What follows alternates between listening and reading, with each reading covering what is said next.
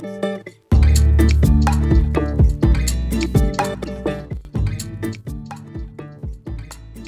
mai haere mai, and welcome to Cult Chat, the podcast where we talk about coercion, control, and all things cultish. I'm Dr. Caroline Ansley. I'm a medical doctor. As a child, I lived at the Centrepoint community, a notorious cult in New Zealand, and now I run a website that advocates for the former children of the community. I'm Liz Gregory, and I run the Gloriavale Leavers Support Trust, and I'm privileged to walk alongside people after leaving this group as they embark on their new lives.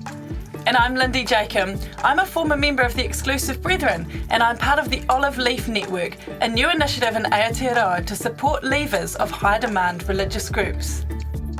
Come with us as we unpack the cult playbook. We'll be talking to experts and leavers of coercively controlling groups, and we will call for Kiwis to cult-proof their lives. Come with us as we traverse the Cultiverse.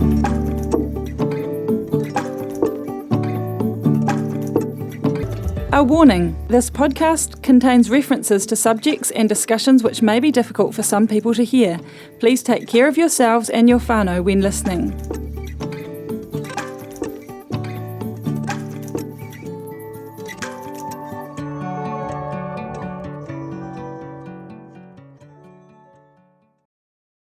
Kia ora and welcome. Hello to our viewers and listeners, and hello to Liz and to Kaz. It's summertime in New Zealand. Woo woo! Aloha! I'm on the beach in Hawaii. Kia ora, Koto. Lovely to see you. Kaz is doing lifeguard rescues by the looks of things in the background, so that's good. Yeah, my surfboard is just behind me, and when we're done here, I'll be out in those really non-existent waves. Nice. Sounds good. Well, I've just been doing a bit of gardening here, and loving kicking off this summer series. So here we are. Today is going to be the first of a 3-part summer series where we're going to share with you some of our favorite things that we recommend to read this summer, or to watch this summer, or to listen to this summer. So whether it's for yourself and you're wanting to kick back and relax and engage with some culty conversations, or whether you're thinking, somebody who this would make a great present for in their Christmas stocking, then these are the episodes for you. So listen to them now in December before Christmas hits, and you'll have some great ideas for either relaxing or for giving as presents to other people. So today it's what do we recommend to read? Mm-hmm. Is that right, ladies? Yeah, we're talking about books. We're talking about books. Awesome. And you know what the funny thing about books is? What do you need in order to read books? Functional Time eyes and a bit of peace and quiet. And at the moment, I have no time and no peace and quiet, but that's okay. I have stacked this high because soon I'm going to have a holiday actually on a beach. Because at the moment, like sitting not far from me is this massive office conversion project for the Gloriavale Leavers Support Trust. There are volunteers like coming from all over the country who come here to help renovate our shipping containers. And if you hear like hammering in the background and like plasma cutting, it's because there's deadlines tomorrow. Windows went in today. There's like spray foam going on the walls tomorrow. It's all very exciting. And I'm just sitting on the beach, letting everybody else do all the hard work. Well, I'm sure you're not, Liz. If I know you, you're running around like a headless chicken, although not a headless chicken, because actually you're very organised. And no more chickens. Yeah. But you'll be running around there. You've probably got a million people staying with you, and you're feeding them and looking after them and running off to the shops buying timber and stuff, probably. Yeah, buying timber, not buying food. Fortunately, the team leader from MMM Mobile Mission Maintenance, they're like helping run the project. Just incredible. The wife, she's a great cook, and she's actually taken it on herself. And then we've got people from our local church dropping off morning teas, and we had a couple of young Gloriavale leavers. They've left school for the year, and they came around today, and we passed them a bit of cash, and they did baking for us. And they'd be good workers, wouldn't they? Oh, just such a great collaborative project. Service with a smile. I'm so glad you paid them. Oh yeah, I said no exploitation around here. Excellent, good. Anyway, good. Putting the right foot forward there, Liz. Good one. We're having fun. What about you, Kaz, as the year careens to a close? It's a lot of the same boring stuff, actually. You know, December. It's just filled with end of year work parties and scrambling to get the work done so you can have some time off. We're going up to the North Island with our bikes in January, so I've got to get everything ready, get the bikes ready, and make sure we've got the right stuff. And right now we've got hang on. Are those motorbikes or road? No, mountain bikes. Yeah. So yeah, we've got lots of plans for cycling around the North Island. So Wow. but the biggest problem I've got right now is a jolly kitten. Have I told you about the kitten? Always a problem when you want a holiday. Can you bring the kitten? I will. She, who knows where she is right now? She's in the house somewhere, terrorizing the big cats. But there's been a lot of like I call it cat parkour.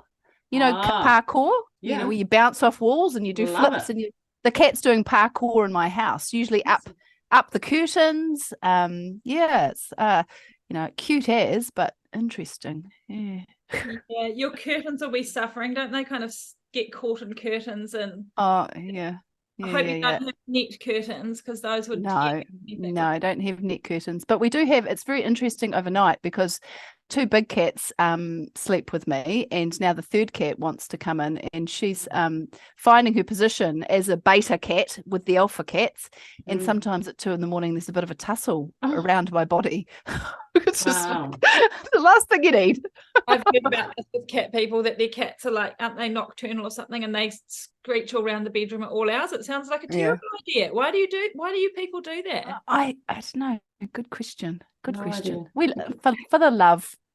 For the love. Yeah. Apparently dog owners get more sleep and more socialization than cat owners.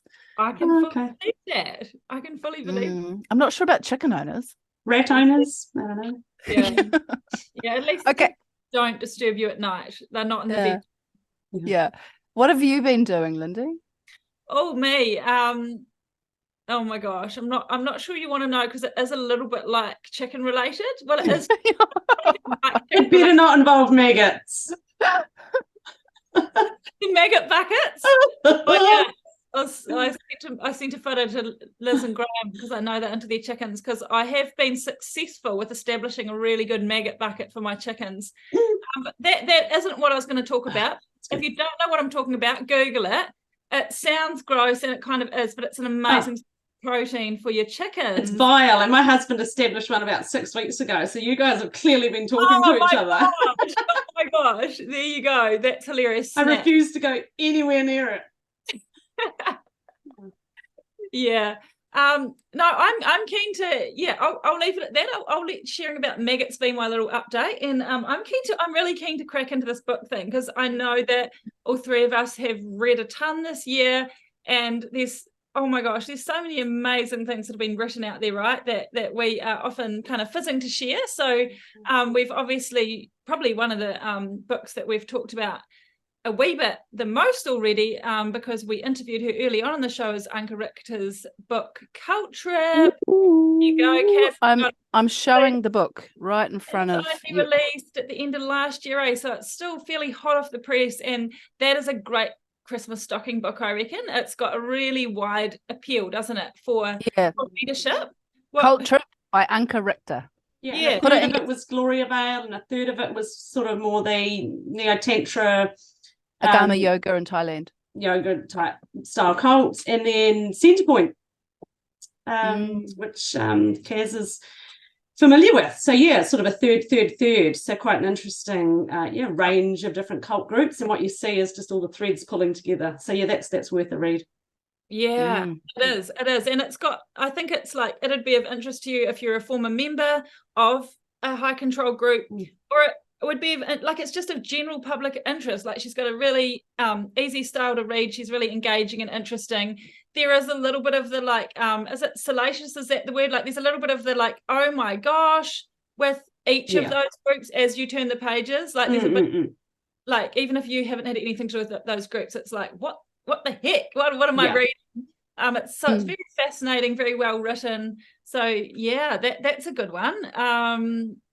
You've heard us, if you've been listening to the show for a while, you would have heard us talk about Culture and talk about Anka. But yeah, what's another book what's on the top of your list these days? Oh, well, I thought we should mention this one. Woohoo, Do As I Say. Oh, yes. Sarah Steele. Now, the great news for listeners, we're talking about I'm waving Do As I Say in the air, but we're going to be interviewing Sarah Steele, who wrote this book soon, I think. Actually, in the next 3 or 4 episodes, we'll be airing an interview we had with her. So Sarah has a phenomenal podcast called Let's Talk About Sex. Talk About Sex. And you've got to say that carefully, sects. And she's done some remarkable work in the area of cult awareness. She interviews in a really engaging style often a survivor of a group, and digs into some of the history of the group. And she's written this book drawing kind of some of the threads of all these, I don't know how many interviews she collated to make this book. But when I read it, I found it extremely easy to absorb. It's very accessible. It's a very good entry-level book for people who are kind of going, I'd like to know a little, maybe family members, even someone who's come out of a cult themselves, because she labels some things that and some ideas in a really accessible way that kind of just open your eyes. Yeah. If you've been focused on the group you were in, a little bit lost in the experience you had, you read this book and you go, oh my God, you might not say, oh my golly, gee willikers. Sorry, Liz. My giddy aunt. Jumping to Hostat. She I'm not allowed to. Kaz has been practicing. I'm not allowed to curse. So she draws the threads of all these different interviews together and uses the different stories to sort of back up the themes and the ideas, basically saying this is what culty groups do, and it's very powerful. It is powerful, and I think fantastic for people still living in those groups to see, maybe we're not so original after all, because cult groups like to think that they're, the one true and the only. And then when they read about other groups who claim to be the one true and the only and claim to hold some of the same standards they say they hold, it can be quite an eye-opener. It's quite, for me, it was a bit of a leveler. I was like, it wasn't really special after all. And when we say it's not special, we mean like it's not common, and that's a bad thing. It's not like, you're so usual that it's not a problem. It's actually, there are other groups out there and they are a problem, and so your group is too. Yes, exactly. It was like it gave me the ability to get some distance, is what I mean. It's just like, oh, right. It's not just this, I was able to step back and go, same old playbook. Yep. Yeah. So recommend that. Yeah. And she, the other thing that was quite useful is that at the end of her book, after sharing like a whole lot of, what are the common red flags with groups that groups share, and as Kaz said, a whole lot of anecdotes and stories from former members that Exclusive Brethren feature in there with you're in there too, Lindy. Some of her snippets with an interview with me, and Liz features as well. But I've got FOMO. I wasn't in it. Oh, Kaz. At the end, I found it really interesting because she then also engages with a bit of kōrero around, how does this relate to political groups, and how does it relate to companies? How does this relate to like celebrities who have got like fan mania around them? Like she sort of looks at a whole lot of other social contexts where people have got kind of culty behavior, and those are really interesting questions that she raises there around those kinds of groups. When is CrossFit a cult? When is my company or this multi-level marketing scheme a cult? And so that one's a good, as I say, that's a great Christmas stocking filler. Or if you, as Kaz said, want to entry level read yourself, then it's a winner too.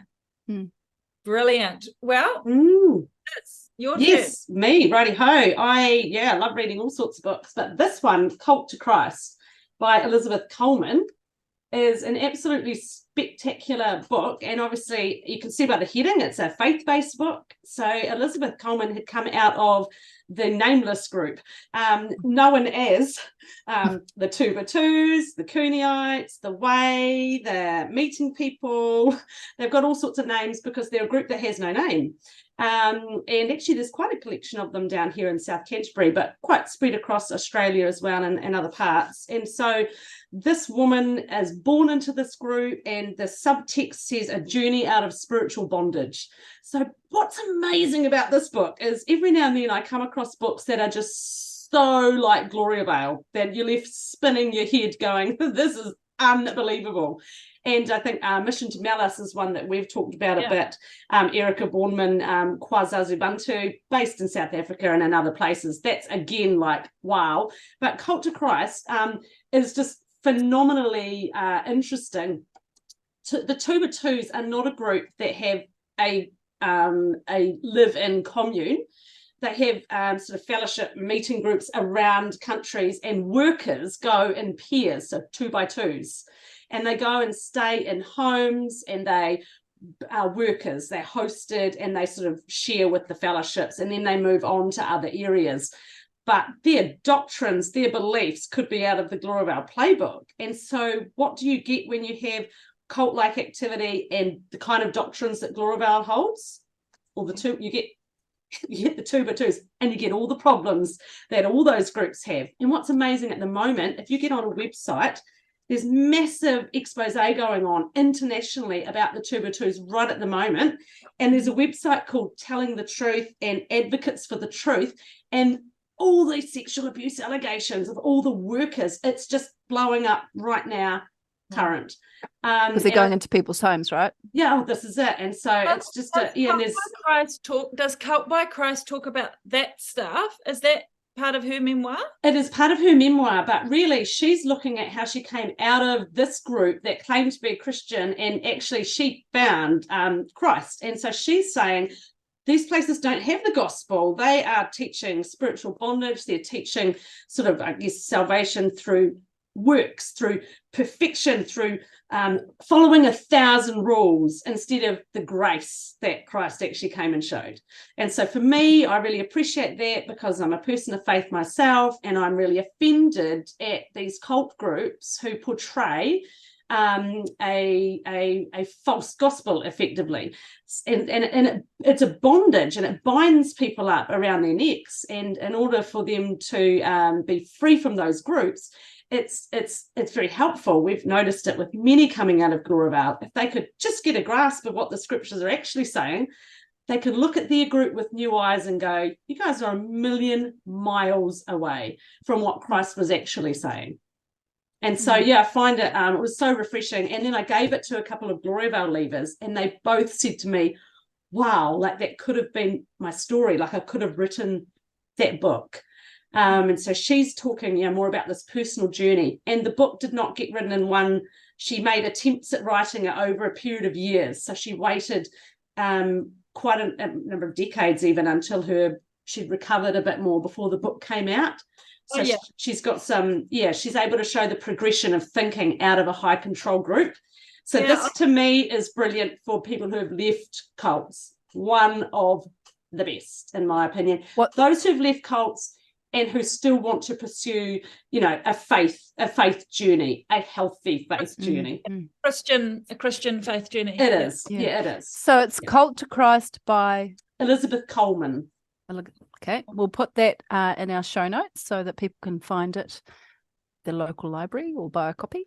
Indeed. And that's interesting, Liz, that you said about how she waited a few decades? Yeah, a couple of, it was quite a number of period of time. Yeah, that's a fascinating dynamic. I've been on like a major memoir buzz, like cult memoir buzz, over the last, 3 or 4 years, and have tracked down loads of memoirs of people who've left high demand groups and read them, and it's really intriguing to me to see those who write later on in life versus those who maybe write in the first 5 or 10 years after leaving. And just in some ways I think it's better to wait a bit longer, because your story and your thinking grows and changes so much. as the years go by. Perspective. So yeah. So that's Yeah. really Have I told you guys that I've written a memoir?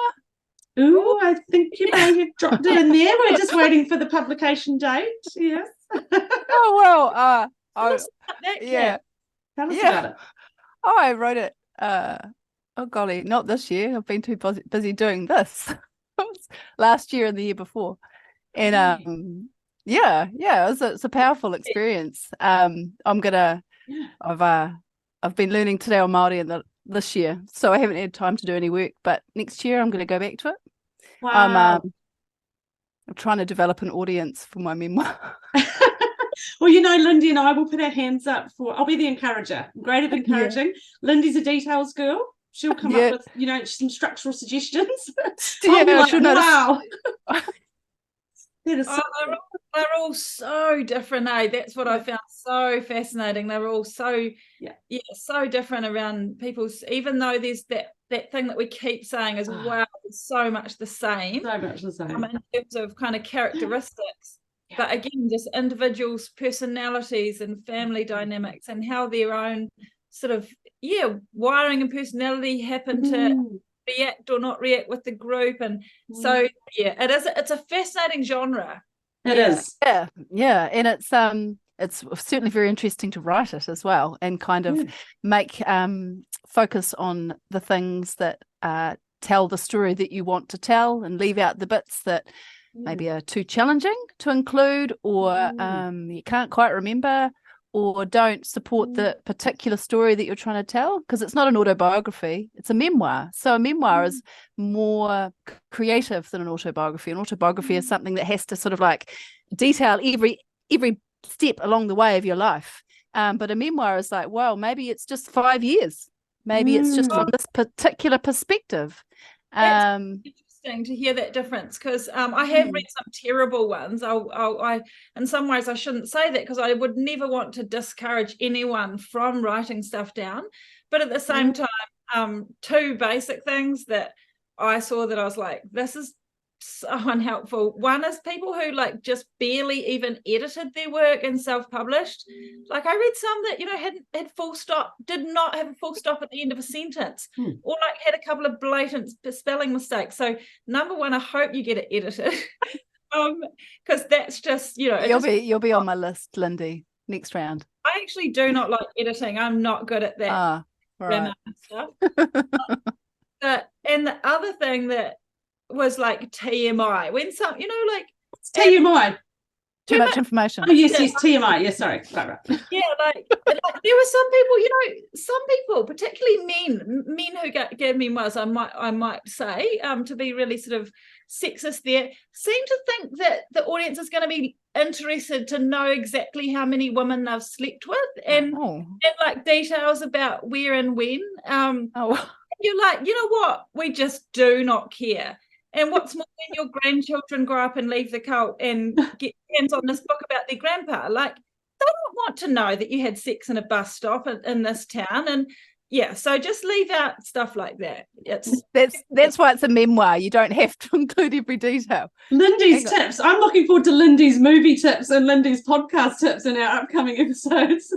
I have to just go. I think there's a cat scratching my door. Hold on. No, the cat's drowning. You need to rescue the cat. Come on. It's the kitten. It's the kitten. Show it to us. Oh my gosh, it's very cute. So is that just a regular moggy, Kaz? Or? No. It's like a select breed. It's a tortoiseshell Burmese tortie. Okay, she's very cute. I was just wondering. Now she's in the room. She's going to start zooming around in the background. Oh, that's so we can't see her. Yeah. All right, Lindy, what have you got for us? Book I'm excited to talk about, but you can't see it because I've already wrapped it up in a present ready for somebody. So I've got mine on the screen. Look at the side. Oh, I'm waiting for Christmas. Look at the back. You can look at the back. Excommunicated. Yeah, I've just got mine from the library. But if you get a library book, you can't like scribble all over it. My books get pencil marks and fold over the corners because I want to go back to them and read it. I can't buy them all. Oh, why not?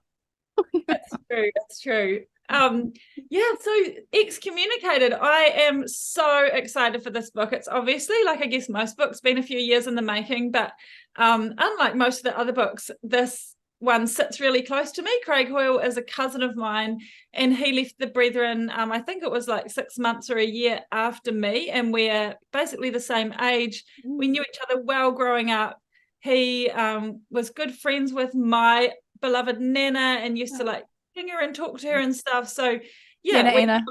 Nana Anna, who we've shared that on this podcast. So yeah, Craig had a great friendship with her as well. So yeah, since over the last, I've just clocked over 15 years of being out of the Brethren, and over those 15 years, like Craig, I've kept in touch with Craig, and even though we've gone our separate ways in many ways, and he's lived overseas and things like that, we've kept in touch. And so I was really excited a couple of years ago when he told me HarperCollins had approached him and wanted him to write an intergenerational memoir. And I was just like, you would be perfect for this, because he's if you know Craig, he's got a real historical bent, like he always has since he was a teenager.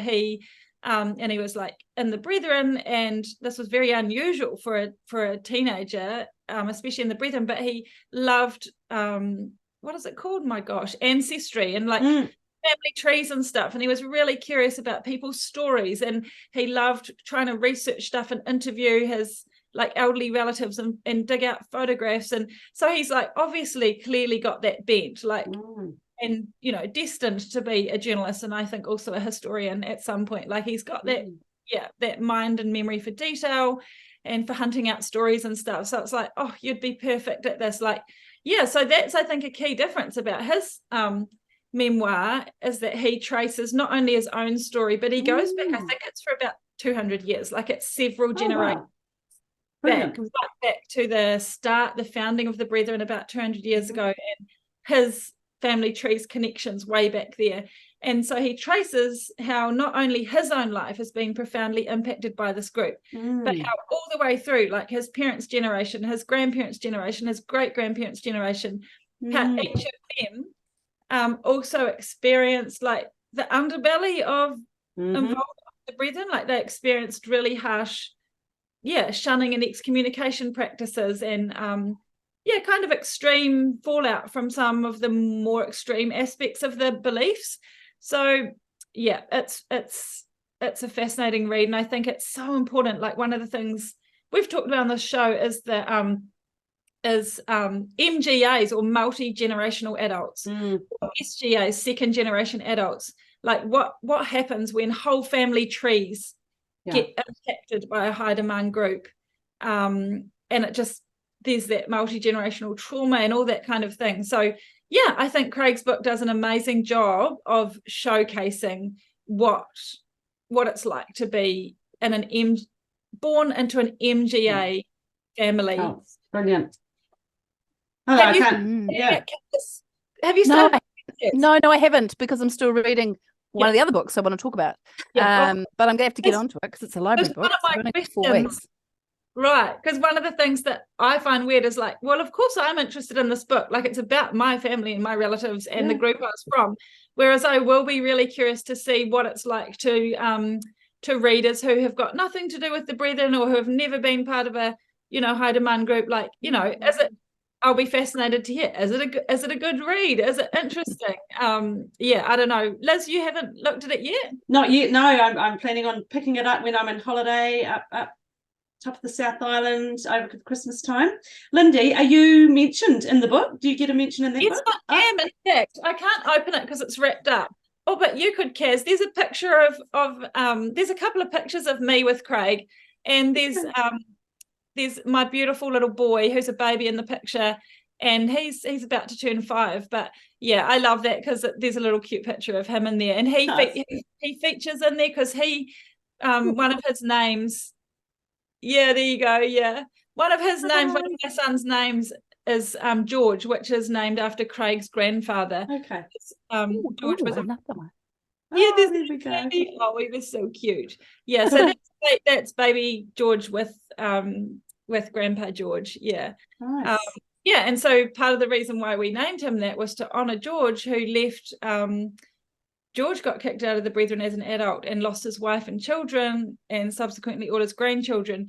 And so when I eventually left and met George, I was one of his only, blood relatives to come into his life. And he was just an amazing man. And he was a man of deep faith and integrity. And so when our little boy was born, it was like, man, we can't think of a better name for you than to, honor the legacy when all your other biological children at that stage had cut him off. It was like, this is crazy. You're an amazing man. You should be honored. Anyway, nice. That's so nice. Do you notice that 3 out of the 4 books we've talked about today, we're kind of all in them? Some of us, we feature in them. So now we need to find a book that you're not featured in, Kaz. Have you got one? My turn. Okay. I'm reading this book called The Serpent Rising by Mary. Have you? Yes, I have last you. week. By Mary Garden. And I got the sent by Mary Garden. So that's quite exciting to get a book from the actual author. Because I'm planning on interviewing her for Cult Chat. Yes. And she's a New Zealander who wrote this book. I think she was in her early 30s when she wrote it. And this is a second publication of the book. She was a young woman at university, heard about an ashram in Auckland. So she's a New Zealander and went to visit this ashram in Auckland and had a spiritual experience and an awakening. And over several weeks, I think, she started to learn about, I don't know, Hinduism. I'm not entirely sure about the background of the beliefs, but it convinced her to go to India. And she went on this journey. And how far through am I? Nearly 3/4 of the way through, and it's very easy read. But the interesting thing about it is it's about a guru-disciple relationship in more than one context, because she has this experience in Auckland, and then she goes and follows Sai Baba, who is one of the big international attracting Westerners gurus from the 70s, I think, 60s, 70s. I know people who were disciples of Sai Baba. So she goes and follows him, and I think she hangs out with him for a few months and gets fairly disillusioned and realizes that he's not the man that she thinks he is, and throws her faith in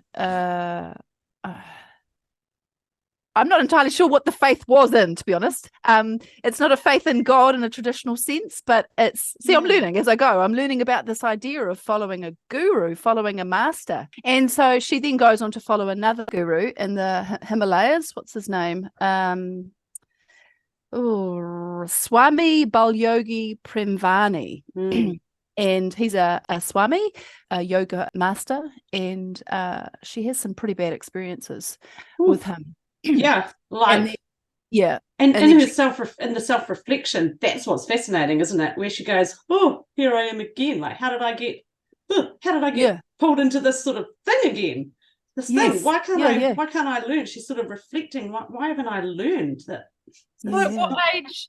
And I'm not looking for specifics here. I'm looking for, again, at what age did she write it? Yeah, like how much of her life is she reflecting? I think she was.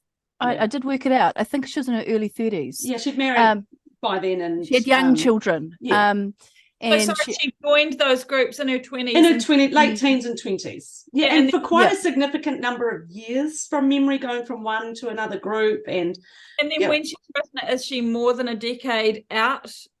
I think she was. Yes. But then she came back to it and did a second edition later on. This one is so I think there's been some updating.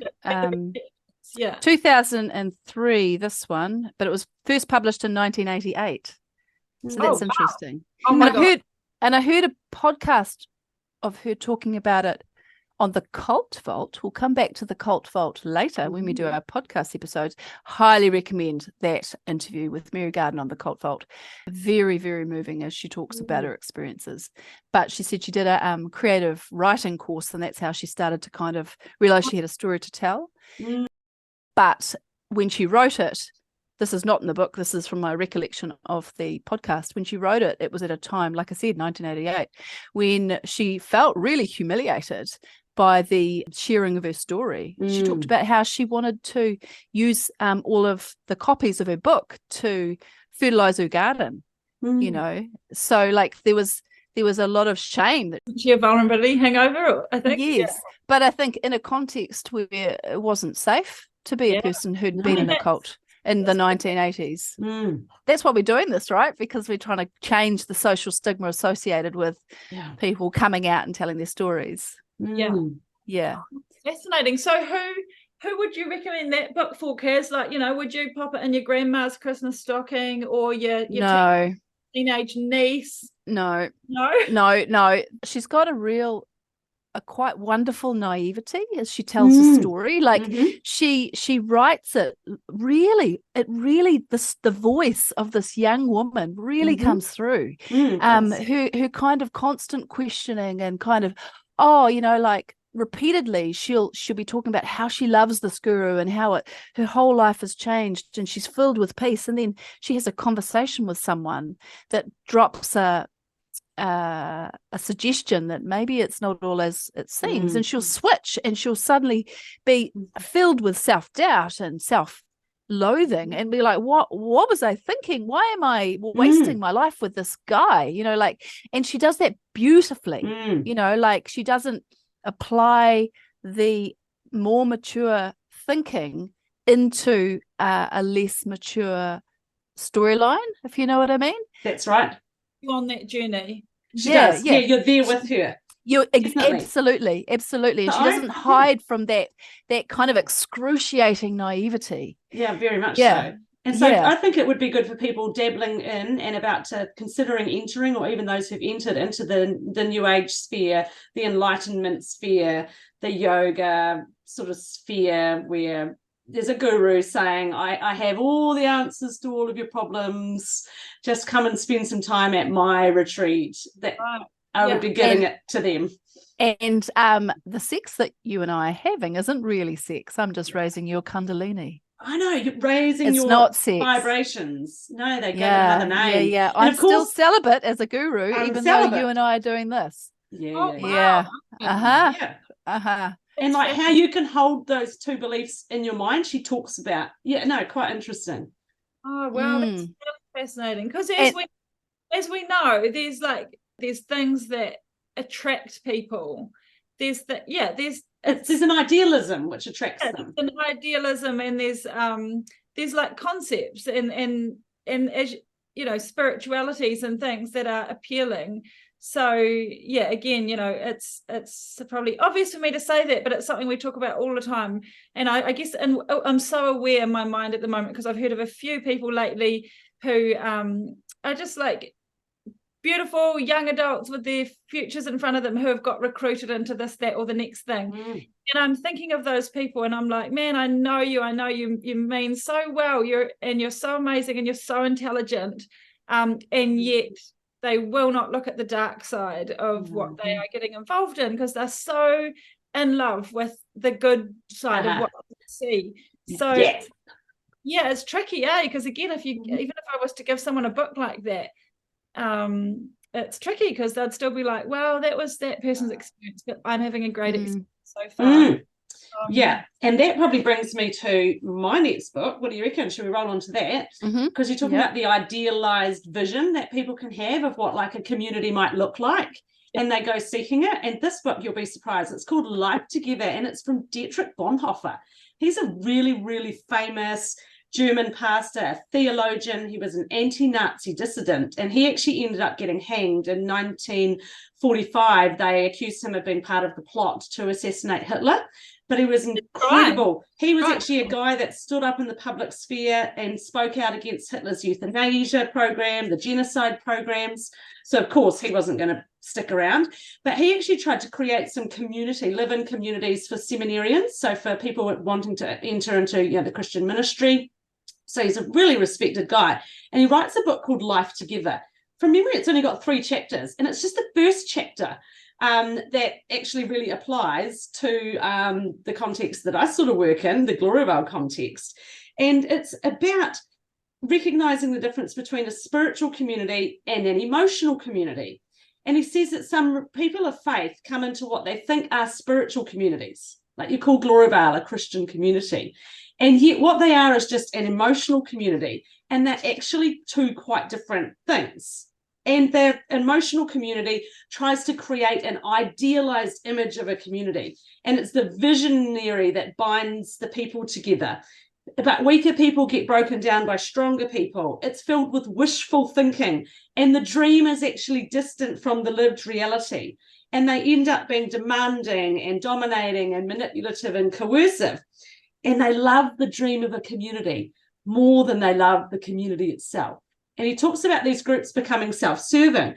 And he has these fantastic quotes. And every time I read them, I just think, oh, everyone in Gloriavale needs this chapter, because it actually speaks of the sort of religious faith concepts and challenges them. Yeah. And he says a community that cannot survive and cannot bear the disillusionment of life, say of living together in a Christian community, because we're people, we're humans, it's not going to be utopia all day. If you can't survive the disillusionment or be honest about it, he says, clinging instead to the idealized image, the utopian view of what you thought you were joining, it loses at same time the promise of the Christian durable community. Sooner or later, it is bound to collapse. He says those who love their dream of a Christian community more than they love the Christian community itself become destroyers of it, even though their personal intentions may be ever so earnest, honest, and sacrificial. And they say God hates this wishful thinking because it makes the dreamer proud and pretentious. And I just think, so much about that chapter, Life Together, talks about having to go in. They say that the one thing that cultists, people who are attracted to cults, have in common, it's not necessarily their vulnerability or their similar background. They say it's their wishful thinking and a desire for something better. That is the thing they have in common. Yeah. And so it could be that beautiful naivety. It's such a beautiful human desire that it is. We all carry. And yet the person who begins a Christian community and wants full control and power, they will destroy that community. Or any community, right? Any community. It seems to happen to, So that's such a chapter worthwhile, particularly for someone who's in a faith-based community and needs a challenge on why their community is falling apart. It actually helps explain, say, why Gloriavale is failing. Yeah. Oh, that's really interesting. Yeah. I've been talking when I talk to people about this podcast that we're doing, and I try to summarize it quickly. One thing I am saying over and over again is that we all need to recognize the difference between healthy and unhealthy groups.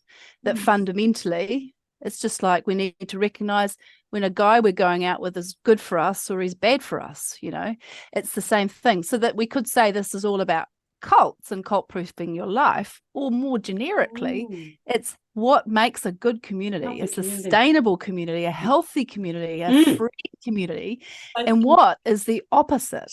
I love it. And it doesn't have to be a faith community. It could be a tennis club, like any community. What are the inherent ingredients that if you chuck them all in, out pops healthy versus the alternative? So that's what I say to people, sure, it's about cults. That's the extreme end, the really bad stuff. But you can also listen to us talk about, you can extrapolate and listen to us talk about, what are the healthy things that we need to be making sure are present if we want our community to be healthy and not end up being a little bit culty. Yeah, I love that. And Bonhoeffer's chapter does exactly that in the spiritual context. It lays out what a healthy one looks like, and it contrasts it to the other. And therein lies the challenge. What does your community look like? Yeah. We should do some 1 minute wonders, Lindy. Yeah, I was going to say, as we wrap up, have you all got a final book that you'd love to throw in there? I know I do. I'm going to jump in. I've got this amazing book called Unfollow. Oh my gosh, it's definitely one of the best memoirs that I've read. Mm-hmm. She Megan Phelps Roper is the author, and she left probably what could be fair to say is America's most infamous and hated church, Mm-hmm. the Westboro Baptist Church. Mm-hmm. They got a lot of media publicity, especially in previous years, around like picketing at dead soldiers' funerals and picketing outside their church with really extreme expressions, particularly against the LGBTQI plus community, but others as well. And she was like born and raised in this group, and it was very, very high control. And I think the fascinating thing about her is that unlike a bunch of these groups, she was allowed to engage with social media, and she ran the church's social media like it was her job. She would post these awful things that they were putting on their picketing signs. She ran like a Twitter account for Westboro Baptist Church and would write these things like God hates fags and like really, full on things. And then she would debate and engage with people as they would blow up and, fascinating. And respond. Yes. But it was actually for her, it was ultimately through how people engaged with her. And in particular, some people who showed incredible kindness and grace and humanity and curiosity with her as they related with her online. Yes. That was what actually wore her away and made her think. And I think the key thing is why, and I know I experienced this in my own journey, is that it began to expose to her the flaws in what she believed, because she was being raised to believe that everyone outside of them was evil and was doomed to hell and were evil, wicked, reprobate people, whereas here they were showing her kindness and grace even when she knew that she was being wildly provocative and mean. And so that eventually led to her starting to see through it all and question it, and then she left with her little sister. And that was actually a painful read, very painful story, but beautifully written and unfollowed. It's a fabulous Christmas book, I reckon. I agree. Here's another absolute cracker, Breaking Free. This is Jinga Duggar. And the Duggar family, quite well known, large family in America, Bill Gothard sort of seminar style. And there's been quite a lot of publicity around the IBLP, that whole general movement. Absolutely incredible. She's now a minister's wife, and she, again, it's a story of someone who's left one type of faith that was she would call bondage, and she's broken free, and she talks of her finding really what she would call an authentic Christian faith and a healthy community, and again what helped her to leave and to make the breakaway. And another one that Glorabelle people say, wow, I could have written that book. Again, the doctrines just so similar, and yet again, so it's so painful to see bad preaching and teaching that ends up having bad practice, which abuses people. And so she's spoken up. She was on all the Duggar TV shows. They do 12 seasons of the Duggars, but they're having quite a bit of exposure at the moment. But this is actually beautiful. She chooses not to diss her parents or even diss the it's not a really negative book. It's actually a beautiful book of her story of grace and in her words meeting Christ and recognizing what love is. So I find it quite a beautiful, uplifting book. It's not a grubby, she mentions those things, but it's not a dive into the salacious by any means. Yeah, I've read that too, and my main one of my comments would be as well is that I think she should have given it another 10 or 20 years before writing it, because I know that I think it's her third book she's published, and again she already said, I've changed a lot since I published my first one, which was like 5 years ago, and I'm like, and yes honey, you're still really friggin' young, and actually I personally reckon that in another 10 or 15 or 20 years she'd write an even more meaningful book. But it was a good light read. What about you, Kaz? Have you got I don't have the book with me because it was a library book again. Sorry, I should be buying them all and putting them all on my bookshelves. It was Uncultured by Daniela Messianic Young. This woman was, I think, the granddaughter of David Berg, the Children of God. I think, don't quote me on whether I think she was in a fairly high profile family in the Children of God community, otherwise known as the Family. And the Children of God shout out to anyone in New Zealand, by the way, who was in the Children of God, because I'd love to interview you for this show. The Children of God is a Bible-based cult that's all over the world. Started with David Berg in California. He attracted a whole bunch of hippies. He was a youngish guy, started this group, and they all called him Grandpa, and they were his children, and it became an international movement. The thing about the Children of God, which in reading this book by Daniela, is the extremeness of the sexual abuse and the sexual abuse of children. I have to say, it sounds worse than Centrepoint, which is saying a lot. Yes. Saying a lot. It's truly horrendous. And if you read this and you have that kind of history, take great care in reading it, because you will be triggered. So it's something that not everyone should read. But the story of this young woman who's been sexualized almost from her first sort of 5-6-year-old experiences. The climate of these they moved around lots of different communes. They were often as a family moved around. It was very patriarchal community where basically the woman's job was to be sexually available for the men, including the young females. So all under the name of Christianity, of course.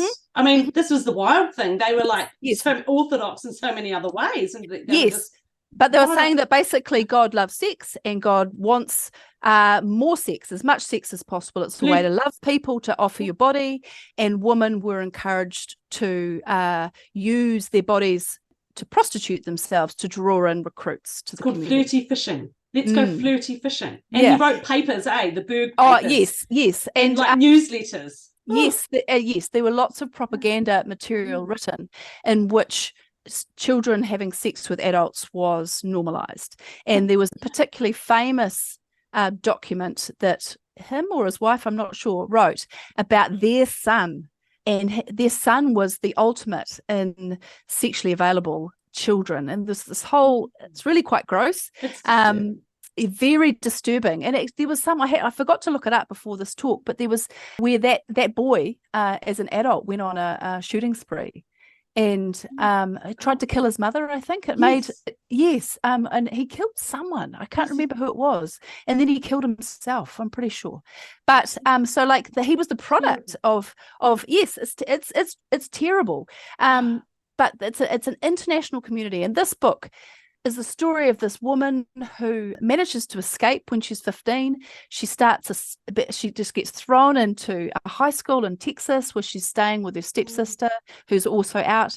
And then she does well at high school. It's remarkable. But she talks about how she just doesn't know what the world is like, and she's just so lost in the world. And it's this sort of tragic isolation and sort of trying to figure out how to adjust to a world that she has no preparation for on any level. She then ends up into the army, and that's the thing that makes this book really quite unique, is that she becomes a fairly high-profile woman in the army in Afghanistan because she's one of the first women to go on active duty.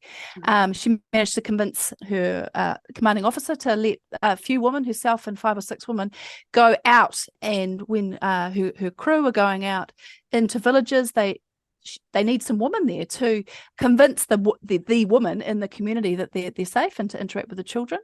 And her reflecting afterwards is that she kind of ends up realizing that she's gone from one cult to another. Interesting. The thing that makes the book really interesting, it's the sort of realizing that she's bounced into another high control environment that's authoritarian, that's misogynistic, where she has no control and no power, no decision making. Someone tells you what to do, you jump. Exactly. So it's really fascinating. I really enjoyed the read. What's the name of that one? It's Uncultured by Daniela Mistianic-Young. And one of the things in that book that really struck me is that in order to prey on children, the leader said that it was a good idea for boys and girls to live separately in separate dorms away from their parents. And I know that Hopeful Christian floated that idea with Glorabelle at the same time as Berg was doing it. And Glorabelle, people pushed back on it and said no. And I hate to think where Glorabelle would have ended up had they manage that. Oh, yeah, down the same road, eh? Oh, wow. Yeah. Centrepoint did that too. Yeah. Not Yeah. the little kids, the adolescents. Okay, so there's a huge list of very fascinating books. Check them out, or check them out on audio reading if you don't want to purchase an actual physical copy. But there you go, get stuck into those and join us for our next conversation, where we will share about some of our favorite things to watch or to listen to as well. Yeah, it's been lovely having this talk with you all, and to our listeners and to our watchers, we want you to share, like us on Facebook, tell your friends, listen to more episodes, and come on back round for our next episode. Fantastic. See you, everyone. Ka kite anō. Bye. See you later. If anything in today's episode was difficult or upsetting for you and you would like to talk to somebody, we encourage our New Zealand listeners to free call or text 1737 for support from a trained counsellor. Or you might like to visit the resources section of the Olive Leaf Network website, where you can find a range of organisations and resources that might be able to support you. We would also like to remind you that the views and thoughts and opinions that have been expressed in this program are the speakers alone, and Cult Chat does not necessarily endorse or share them.